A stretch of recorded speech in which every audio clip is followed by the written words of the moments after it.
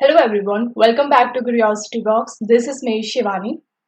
तो in the previous lecture हमने पढ़ा था किंगडम मोनेरा के बारे में. ठीक है, तो हम क्लासिफिकेशन कर रहे थे विटेकर की 5 किंगडम क्लासिफिकेशन. अगर आपको याद हो तो हम पहला जो किंगडम था मोनेरा वो हम कर चुके हैं. अब हम दूसरा किंगडम पढ़ने जा रहे हैं. तो जो सेकंड किंगडम है वो है किंगडम प्रोटिस्टा. ठीक है, ये वाला किंगडम हम पढ़ने जा रहे हैं. मोनेरा हम ऑलरेडी कर चुके हैं जिसपे हमारे प्रोकैरियोट्स आते हैं. ओके, तो बच्चों देखो, प्रोटिस्टा जो किंगडम है ना, इसके पहले आपको कुछ फीचर्स याद करने पड़ेंगे. प्रोटिस्टा में जितने भी ऑर्गेनिजम्स होंगे वो यूनिसेलुलर होते हैं. क्या होंगे? यूनिसेलुलर, यानी एक सेल से बने होंगे, सिंगल सेल्ड होंगे. ठीक है, सिंगल सेल्ड होंगे. दूसरी बात, ये जो प्रोटिस्टा है ये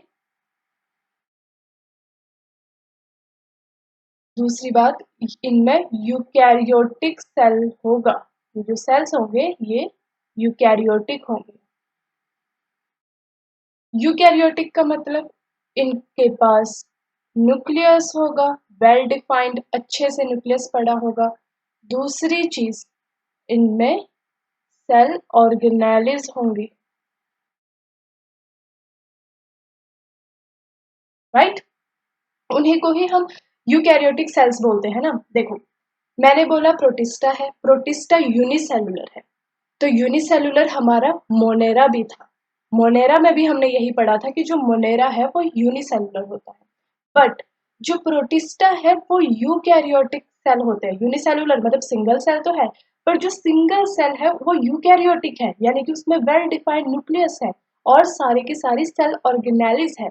जो हमारा मोनेरा था वो यूनिसेलुलर तो था, पर वो प्रोकैरियोटिक सेल था. उसमें यूनिसेलुलर प्रोकैरियोटिक सेल था वो, यानी कि उसमें न्यूक्लियस नहीं था और ना ही कोई सेल ऑर्गेनेलिज थी. ओके, तीसरी चीज, जो प्रोटिस्टा है ये वाटर एक्वेटिक हैबिटेट होता है इसका. ठीक है, या फिर समुद्र में रहेगा, सी वाटर में रहेगा, या फिर फ्रेश वाटर में रहेगा. तो इसका हैबिटेट कैसा है? एक्वेटिक है. Fourth point is nutrition. देखते हैं हम इसमें न्यूट्रिशन क्या होगा. तो बच्चों देखो, इनमें आपको अलग अलग तरीके के न्यूट्रिशन मिलेंगे. ये ऑटोट्रॉपिक भी होते हैं. ऑटोट्रॉपिक कौन होते हैं? जो अपना खाना खुद बनाते हैं. ठीक है, मतलब ये क्या होंगे? फोटोसिंथेटिक भी होंगे. अपना खाना खुद बनाते हैं यानी कि फोटोसिंथेसिस भी कर सकते हैं. कई ऑर्गेनिजम्स जो होते हैं इसमें वो हिट्रोट्रॉपिक होते हैं.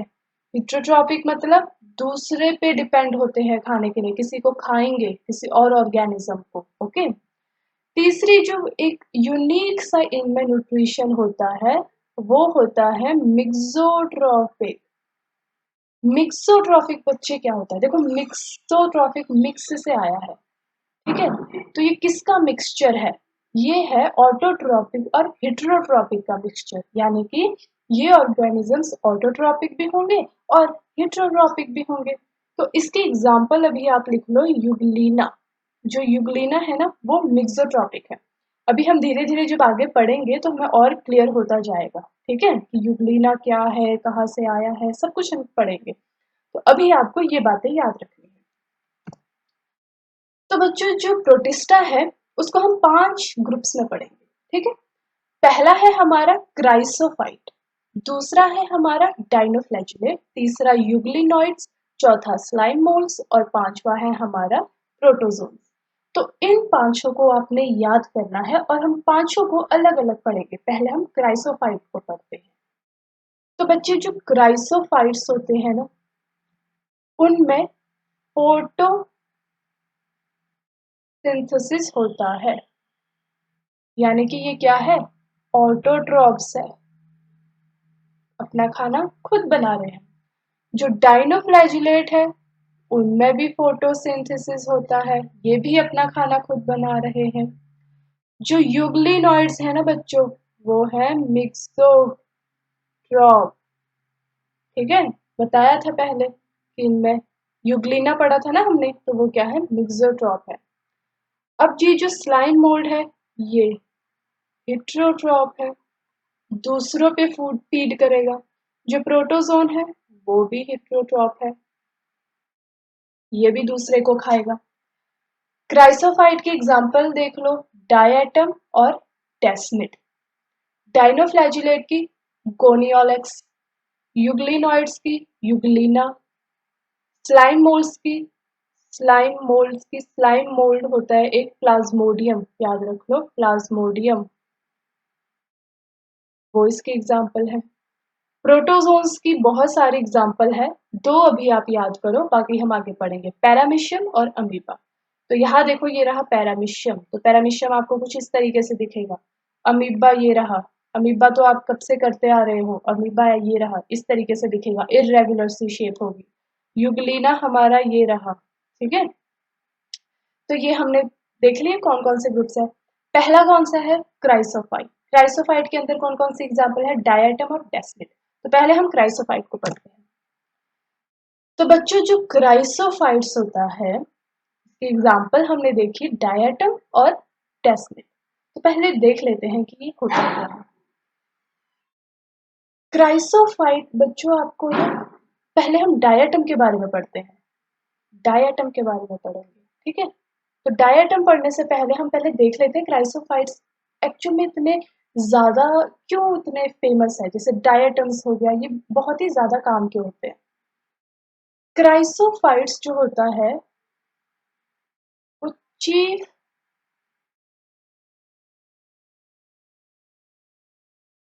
प्रोड्यूसर होता है, इसे हम चीफ प्रोड्यूसर बोलते हैं।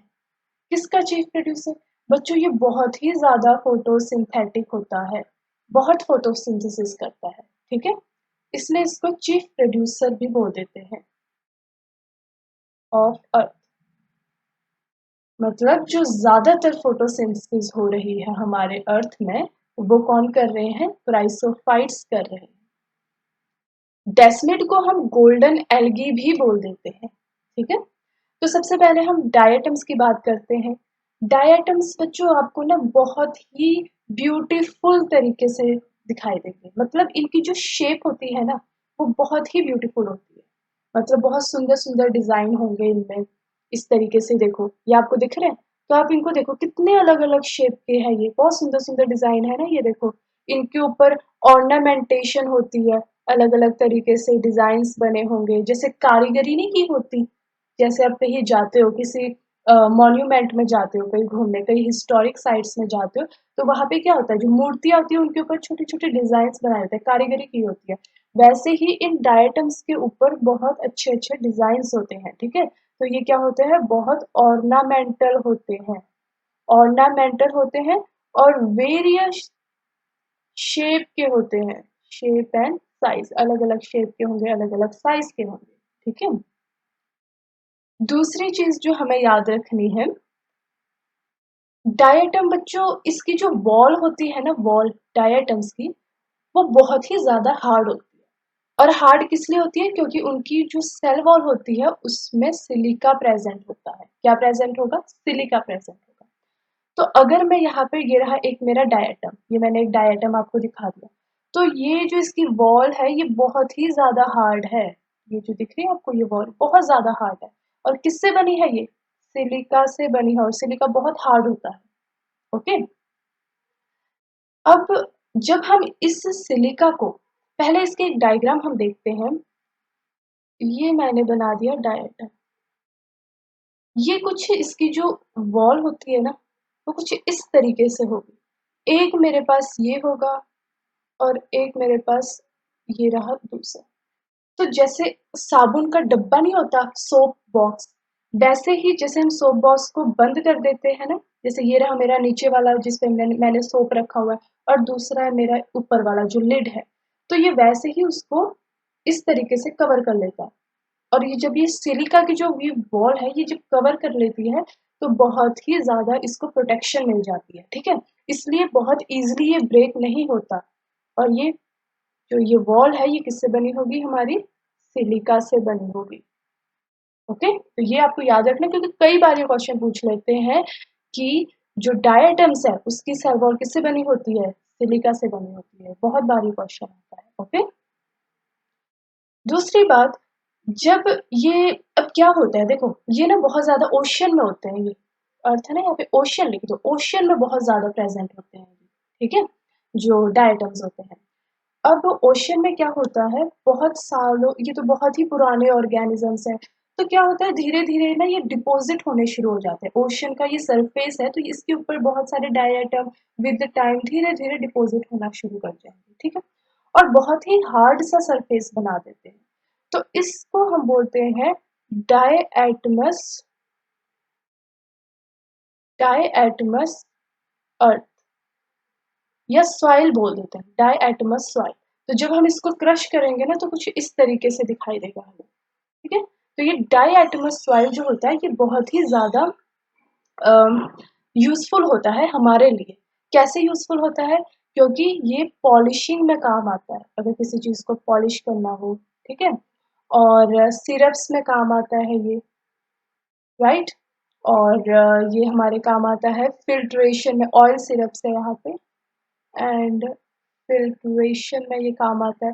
तो ये सब यूजेस है किसके?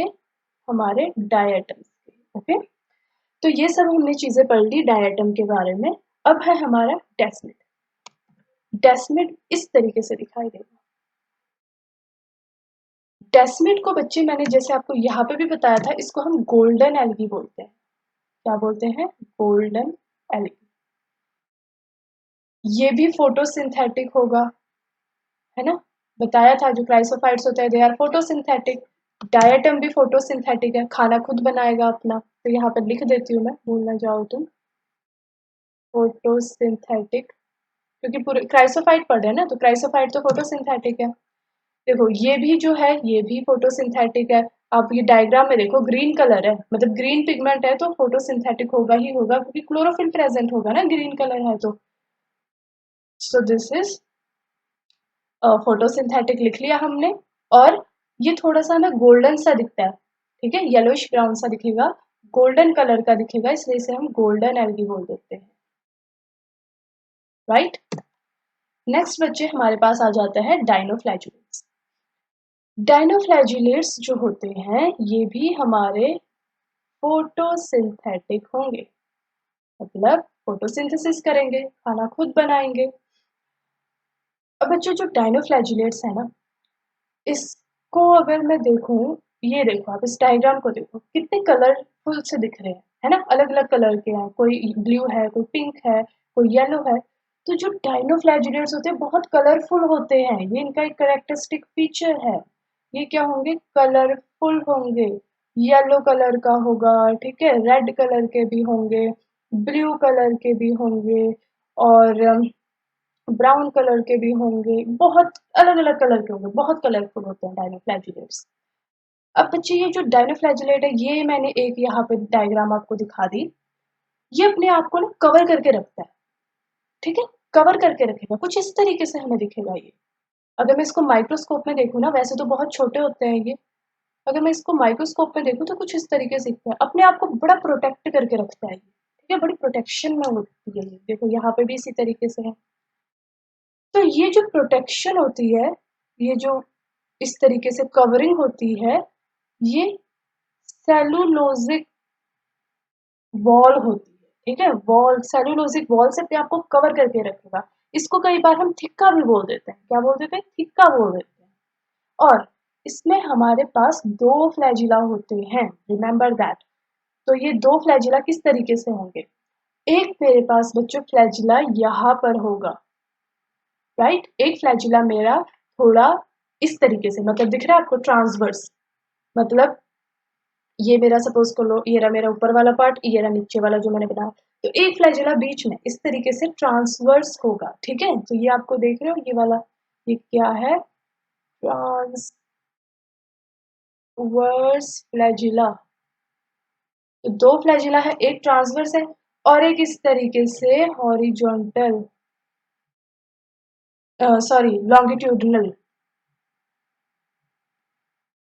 लॉन्गिट्यूडनल फ्लैजिला, ठीक है। तो दो फ्लैजिला हो गए, एक ट्रांसवर्स ये रहा और एक लॉन्गिट्यूडनल। तो ये जो डायनोफ्लैजुलेट है ये हमने देख लिया, इसके करेक्टर्स क्या क्या है। एग्जाम्पल एक है हमारा गोनियोलेक्स। तो बच्चों जो ये गोनियोलेक्स है ना, इसका नेम याद रख लो, क्योंकि ये क्या करता है, ये रेड टाइड रेड टाइड करवाता है। रेड टाइड क्या होता है, अब यहाँ देखो, ये जब देखो आप कभी समुद्र में, ओशियन में जाके, सी में जाके देखना, मतलब मरीन है ना, ये मरीन इन्वायरमेंट होता है इसका, मरीन हैबिटेट होता है, ज्यादातर आपको समुद्र वगैरह में दिखने को मिलेगा। अब क्या करता है ये, जब बहुत सारे डायनोफ्लैजुलेट्स इकट्ठे हो जाते हैं ना, ग्रुप में हो जाते हैं, तो देखो डायनोफ्लैजुलेट तो पहले से ही रंग बिरंगे से कलरफुल है, ठीक है। तो जब ये बहुत ज्यादा इकट्ठे हो जाते हैं, कवर हो जाते हैं, तो क्या करते हैं, अ, एक ये कलर शो करना शुरू कर देते हैं जहाँ पे इकट्ठे हो गए। तो यहाँ पे ये रेड कलर के होंगे, तो इन्होंने देखो किस तरीके से एक रेड कलर शो करना शुरू कर दिया समुद्र में। तो इस रेड कलर को हम क्या बोलते हैं, रेड टाइड। और ये कौन कराता है, गोनियोलेक्स। स्पेलिंग मैंने गलत लिख दी थोड़ी, गोनियोलेक्स, राइट। तो ये याद रखना, गोनियोलेक्स क्या करवाएगा, रेड टाइड। ओके, तो बच्चे इनको सेलुलोजिक प्लेट भी बोल देते हैं, ये चीज भी लिख लो। सेलुलोजिक वॉल से बनी जो वॉल होती है, सेल वॉल जो होती है, वो सेलुलोज से बनी होती है, सेलुलोजिक प्लेट से, और इसको हम थीका बोल देते हैं। ओके, तो जस्ट रिमेंबर दिस। तीसरा है हमारे पास यूग्लिनॉइड्स। यूग्लिनॉइड से पता लग रहा है इसकी एग्जाम्पल क्या हो गई, यूग्लिना होगा। ओके, तो ये देख रहे हो आप, छोटे छोटे ये जो घूम रहे हैं, तो ये माइक्रोस्कोप से ली गई एक पिक्चर है। यूग्लिना कुछ इस तरीके से आपको दिखेगा, इस तरीके से ग्रीन कलर का होगा, ठीक है। इसमें दो फ्लैजिला होंगे, टू फ्लैजिला। एक फ्लैजिला तो लंबा होगा, लॉन्ग होगा, लॉन्ग, और एक फ्लैजिला छोटा होगा, ठीक है, स्मॉल या शॉर्ट। तो दो फ्लैजिला मेरे पास प्रेजेंट है। इसमें दो न्यूक्लियस भी होते हैं, एक ये रहा न्यूक्लियस और एक ये रहा न्यूक्लियस। एक न्यूक्लियस बड़ा होता है जिसको हम बोल देते हैं मैक्रोन्यूक्लियस, एक न्यूक्लियस छोटा होता है जिसको हम बोल देते हैं माइक्रो न्यूक्लियस। तो बच्चों ये आपको एक रफ सी मैंने डायग्राम बना के बता दी कि किस तरीके से हमारा यूग्लिना दिखता है।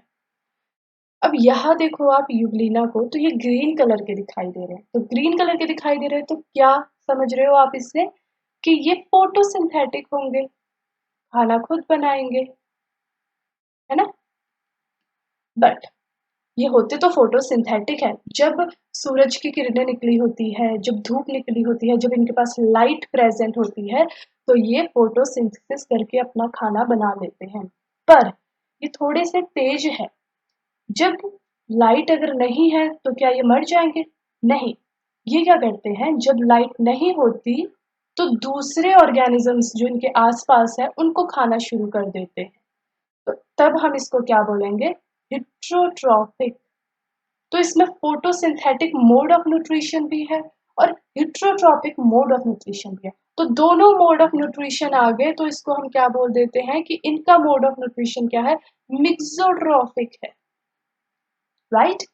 तो ये हमने पढ़ लिया यूग्लिना के बारे में। एक और चीज जो यूग्लिना के बारे में आपको थोड़ा याद रखना है, वो ये यूग्लिना का जो ये बॉल होता है ना, ये जो इधर बॉल है, कैसे बना देती हूँ मैं, इसकी सेल वॉल सेलुलोज से नहीं बनी होती, ठीक है। जैसे प्लांट में हमने देखा कि सेल वॉल जो होती है प्लांट सेल की, सेलुलोज से बनी है। पीछे जो हमने थीका पढ़ा था डायनोफ्लैजिलेट का, हमने देखा था उसमें किसकी बनी हुई है, हमारी सेलुलोजिक प्लेट से बनी हुई है। उससे पहले हमने जो पढ़ा था हमारे डायटम्स, उसमें सिलिका से बनी हुई है। यूग्लिना में एक प्रोटीन होता है, ठीक है, वो प्रोटीन इसकी बॉल बनाता है, मतलब प्रोटीन ने इसको कवर किया होता है, और इसको हम बोल देते हैं पेलिकल, ठीक है। स्ट्रक्चर को हम क्या बोल देंगे, pellicle. So next we have is slime mold. तो बेटा यहाँ देखो, ये आप कुछ एक ऐसा वो देख रहे हो, येलो सा स्ट्रक्चर है जो इस तरीके से मतलब फैल रहा है ना, मूव करी जा रहा है, आगे फैली जा रहा है। तो ये है हमारा स्लाइम मोल्ड, राइट। ये स्लाइम मोल्ड क्या करता है, कोई भी डेड, डिकेइंग डिकेइंग ट्री पड़ा हो, अगर टूटा हुआ पेड़ पड़ा हो, कोई लीफ पड़ा हो, जैसे ये देखो, ये आप देख रहे हो कोई टूटा हुआ पेड़ पड़ा है, उसके ऊपर ये सारा स्लाइम मोल्ड आके लग गया। या फिर कोई डेड और डिकेइंग लीफ पड़ा है, मतलब कोई भी चीज जो गल रही है उसके ऊपर हमारा स्लाइम मोल्ड आके लग जाता है, और जो चीज गल रही है उससे सारा जो वो है, खाना है, फूड है, ठीक है, न्यूट्रिशन अब्सॉर्ब कर लेता है, राइट। तो इसका जो मोड ऑफ न्यूट्रिशन है वो क्या है, सेप्रो सेप्रोफिटिक होता है बच्चे ये, ठीक है। पहले तो सेप्रोफिटिक होता है, ये दूसरे डेड एंड डिकेइंग के ऊपर लग जाता है। और मोड ऑफ न्यूट्रिशन इसका हिट्रोट्रॉपिक है, मतलब दूसरे ऑर्गेनिज्म को खा के अपना काम चला रहा है, खुद कुछ खाना खुना नहीं बना रहा, हिट्रोट्रॉपिक। दूसरी चीज, जब क्या होती है, फेवरेबल कंडीशन होती है। फेवरेबल कंडीशन मतलब जब स्लाइम मोल्ड ग्रो अच्छे से, जब स्लाइम मोल्ड जैसा चाहता था वैसे ही कंडीशन उसे मिल रही है, मॉइस्ट सी कंडीशन है, अच्छा टेम्परेचर है, उसके अकॉर्डिंग अच्छा मौसम है, ठीक है। तो वो स्लाइम मोल्ड के लिए फेवरेबल कंडीशन हो गई, जो वो चाहता था, जैसी कंडीशन में उसे रहना पसंद था। जब फेवरेबल कंडीशन होती है तो स्लाइम मोल्ड एग्रीगेट करता है इस तरीके से, ठीक है, एग्रीगेट करके एक स्ट्रक्चर बनाता है जिसे हम बोलते हैं प्लाज्मोडियम।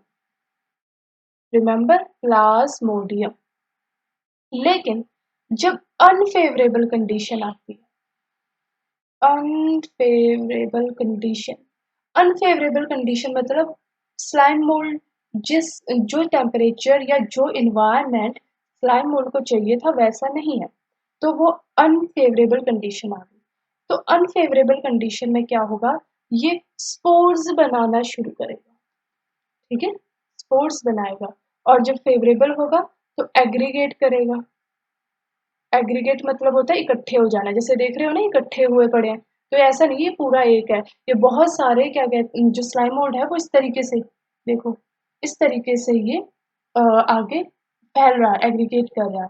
लेकिन अनफेवरेबल में ये क्या करेगा, स्पोर्स बनाएगा। स्पोर्स कैसे बनाता है ये, इस तरीके से एक स्टॉक ग्रो हो जाती है इसकी, एक डंडी टाइप ग्रो हो जाती है, और इस तरीके का एक स्ट्रक्चर बनेगा जिसके अंदर छोटे छोटे हमारे पास क्या होंगे, स्पोर्स। ओके, नेक्स्ट है बच्चे हमारे पास प्रोटोजोन। लास्ट है कि हमारा प्रोटोजोन में हम 4 तरीके के प्रोटोजोन्स पढ़ेंगे। पहला है हमारे पास अमीबॉइड, अमीबॉइड प्रोटोजोन हम इसे बोल देते हैं। अमीबॉइड प्रोटोजोन से पता लग रहा है हमें, इसकी एग्जांपल क्या होगी, अमीबा। अमीबा बच्चों किस तरीके से दिखाई देता है, इस तरीके से होता है ना अमीबा, कोई शेप नहीं होती, कोई कुछ नहीं होता, बस ऐसे ही फैल रहा है बस। तो ये जो अमीबा है, ये रहा इसका न्यूक्लियस। अमीबा एक जगह से जब दूसरी जगह लोकोमोशन करता है, तो ये जो आप देख रहे हो इसके दिस, तो ये इस तरीके से आगे जाता है, ठीक है। तो ये जो है इसको हम बोलते हैं सूडोपोडिया, सूडोपोडिया, ठीक है। तो सूडोपोडिया की हेल्प से अमीबा लोकोमोशन मूवमेंट करता है। तो सूडो का मतलब होता है बच्चों फॉल्स, और पोडिया का मतलब होता है पैर, मतलब फुट। तो हम पैरों से क्या करते हैं, हम पैरों से हम एक जगह से दूसरी जगह चलते हैं ना, जब हमें जाना होता है, लोकोमोशन वगैरह करना होता है, मूवमेंट करते हैं हम। अब जो अमीबा है उसके पास अब हमारे जैसे पैर तो नहीं है, पर उसके पास सूडोपोडिया है, और सूडोपोडिया का भी काम क्या होता है, लोकोमोशन करना। तो इसलिए हम इसे फुट तो नहीं बोल देते, इसलिए हम इसे फॉल्स फुट बोल देते हैं कि काम तो एक जैसे कर रहा है। ओके, तो जो ये अमीबॉइड है, अमीबॉइड प्रोटोजोन्स, इधर प्रोटोजोन्स पे लिख लो, इसकी एग्जांपल है अमीबा, और इसकी एक और एग्जांपल है एंटा अमीबा, एंटा अमीबा। तो बच्चों जो एंटा अमीबा है ना, ये पैरासिटिक होता है। क्या होगा? पैरासिटिक।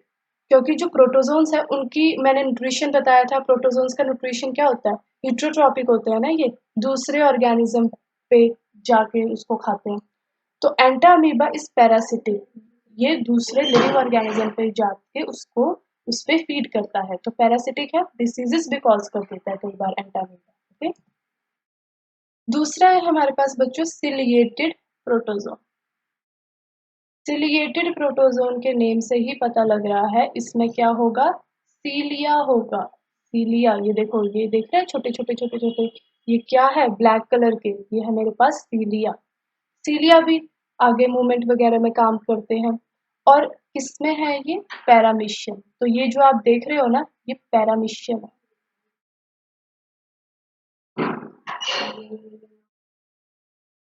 स्पेलिंग मेरी थोड़ी गलत हो गई है।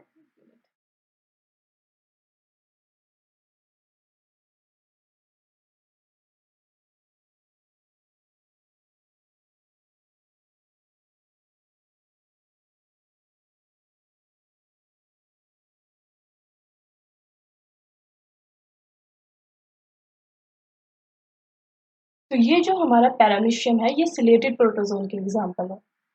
This is a chelated protozoan. अगला है हमारे पास बच्चों फ्लैजिलेटेड प्रोटोजोन। फ्लैजिलेटेड प्रोटोजोन की एग्जांपल है हमारी ट्रिपैनोसोमा। ट्रिपैनोसोमा बच्चों एक डिसीज कॉज करता है जिसे हम बोलते हैं स्लीपिंग सिकनेस। Sleeping sickness. तो स्लीपिंग सिकनेस डिसीज कौन करेगा? ट्रिपैनोसोमा। और इसकी डायग्राम देख लो आप ट्रिपैनोसोमा की, ये देख रहे हो आप, इतनी लंबी ये पूंछ टाइप, ये है इसकी फ्लैजिला। तो ये क्या है? एक प्रोटोजोन है, और कौन सा प्रोटोजोन है? फ्लैजिलेटेड प्रोटोजोन है। लास्ट है हमारे पास, कौन सा था? स्पोरोजोन्स।